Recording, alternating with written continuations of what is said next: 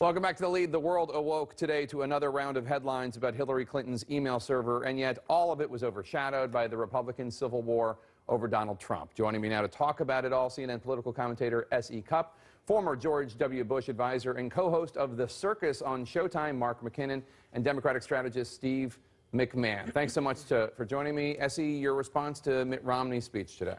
Well, look, let me say, Mitt Romney is a very good man.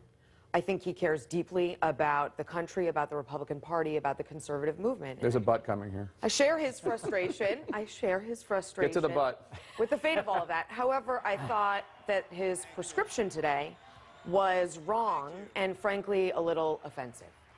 This is how democracy works. We in the media, sadly, don't get to pick a president. You know, we don't have kingmakers. And when the people choose a person that you don't like, I don't think the prescription is to try to rig another outcome. I also don't think that appealing on strategy is how we're going to change hearts and minds. This isn't about strategy. This is about the soul of the conservative movement, the Republican Party, and the country. And I don't think that message to find a strategy to sort of wriggle around a Trump nomination, I don't think that's how you get people out to vote for Rubio or Cruz or Kasich. Now, Mark, what's interesting about the Romney prescription of everybody stay in the race and just try, everybody go to the state where they can beat Trump, and then we'll force a contested convention, is people did talk about it. It didn't get as much attention, but in 2012. In fact, here's Marco Rubio talking about the possibility of a contested convention in 2012. They've said the only way they can win is at a floor fight in Tampa. And I think that a floor fight in Tampa would be the worst possible thing we can do in terms of winning in November. Now, the Rubio team has a different view, and they say it's different now because Donald Trump, in their view, is such a horrific character. But what do you think of all this? Well, first of all, I think that Romney's speech today is not going to change a single vote. If anything, it'll probably harden the support that Trump supporters have, because it's just another example of the establishment that all these supporters are against, circling the wagons. And anytime in a presidential campaign you hear people talking about a contested convention, that means that the people are running out of options, right? And so we had a funny meeting last night that will be on the show Sunday where we found the establishment and took them out to a restaurant last night.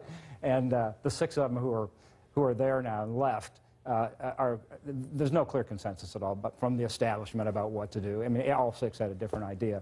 So there's no, this is 52-card pickup time. You know, there's no clear lane out of here. And Steve, I got to say, I know there are a lot of Democrats out there licking their chops at the prospect of a Trump nomination. They think he'd be easy to beat, but there's also a lot of Democrats who are really, really worried about this FBI investigation and what it might mean. What do you think? Well, I mean, I think obviously the FBI investigation is a serious matter, and depending upon what they find, or perhaps more importantly what they don't find, this thing is going to get resolved one way or the other, hopefully soon.